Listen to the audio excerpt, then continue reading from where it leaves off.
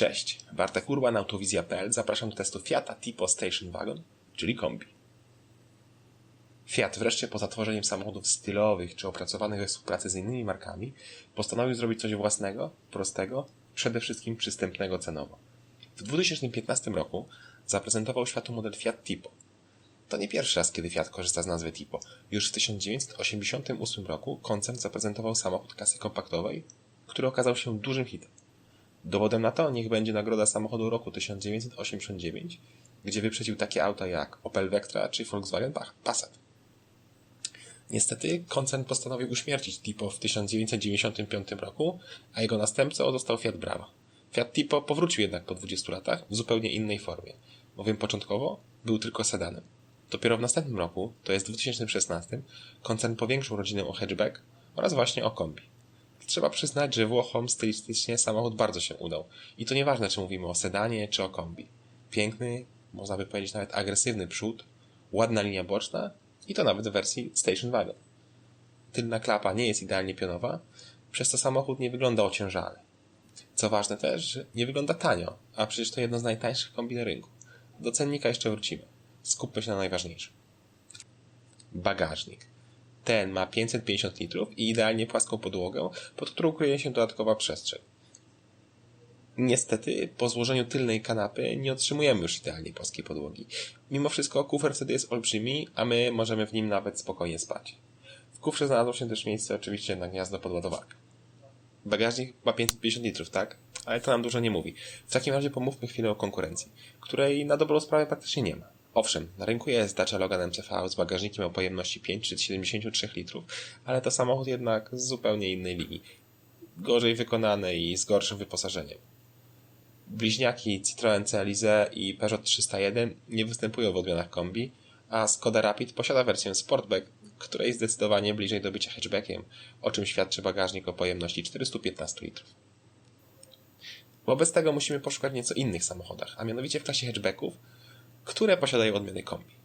I tak, na przykład Hyundai i30 Wagon posiada kufer o pojemności 528 litrów, Kia Ceed SW 528 litrów, Opel Astra Sport Tourer ma pojemność 540 litrów. Większe bagażniki mają m.in. Skoda Octavia Kombi, Golf Kombi czy Civic Tourer, kolejno 610, 605 i 624 litry. Jest jednak znacząca różnica pomiędzy niemal wszystkimi wymienionymi tutaj samochodami. Cena. Poza Dacią Logan MCV, która kosztuje 33 900 zł, to wszystkie pozostałe auta kosztują więcej. W tym momencie minimalnie tańszy jest też Hyundai i30 Wagon, ale tylko dlatego, że producent właśnie zaprezentował nową generację, a stara zostaje wyprzedawana w cenie zaczynającej się od 50 900 zł. Pozostałe auta są droższe i kosztują Astra Sport Tourer 63 800 zł, Golf Variant 69 900 zł, Octavia Kombi 70 620 zł, Ceed Kombi 60 490 zł, a Civic Tourer 71 700 zł. Natomiast cennik Fiata Tipo Station Wagon zaczyna się od 53 400 zł za samochód z silnikiem wolnossącym 1.4 95 koni, klimatyzacją manualną, światłami do jazdy dziennej czy radiem USB AUX z 4 głośnikami. Testowany egzemplarz oczywiście jest mocno doposażony i kosztuje nieco ponad 80 000 zł. Drogo, ale popatrzcie sami, dostajemy samochód naprawdę świetnie wyposażony i nieźle wykonany. Owszem, niektóre plastiki są bardzo twarde w dotyku, ale raczej nikt w tej cenie nie wymaga super miękkich wykończeń. Sama deska rozdzielcza wygląda bardzo ładnie i co ważne nowocześnie. Odmiana kombi ma nieco inaczej zamontowany wyświetlacz centralny. W tej wersji mamy też możliwość zamówienia aż 7-calowego wyświetlacza dotykowego, który robi wrażenie. Ma świetną rozdzielczość, bardzo ładne grafiki i niestety nieco za małe niektóre przyciski, przez co podczas jazdy ciężko w nie trafić. Tak jak wspomniałem, auto jest bardzo dobrze wyposażone. W tym takie gadżety jak nawigacja, bluetooth, automatyczna klimatyzacja, kamera cofania itd. Niby budżetowe auto, ale producent pozwala nam je bardzo porządnie doposażyć. Również nikt nie powinien narzekać na brak miejsca. Ja mam 186 cm wzrostu i bez problemu mieszczę się z przodu, jak i z tyłu za przednim fotelem ustawionym pode mnie. Samochód jest 5-osobowy, choć z tyłu 3 dorosłe osoby na szerokość będą czuły mały dyskomfort. Pora na jazdę. Pod maską Fiata Tipo Station Wagon do wyboru mamy 3 silniki benzynowe. Wolnossące 1.4 o mocy 95 koni, wolnossące 1.6 110 koni oraz jeden turbo doładowany 1.4 120 koni. Dla wielbicieli turbodiesli czekają silniki 1.3 95 koni oraz 1.6 120 koni. Dla turbodoładowanej benzyny Włosi oferują nawet możliwość zamówienia seryjnego LPG, a do silników 1.6, zarówno benzynowego, jak i wysokoprężnego, można zamówić automatyczną przekładnię.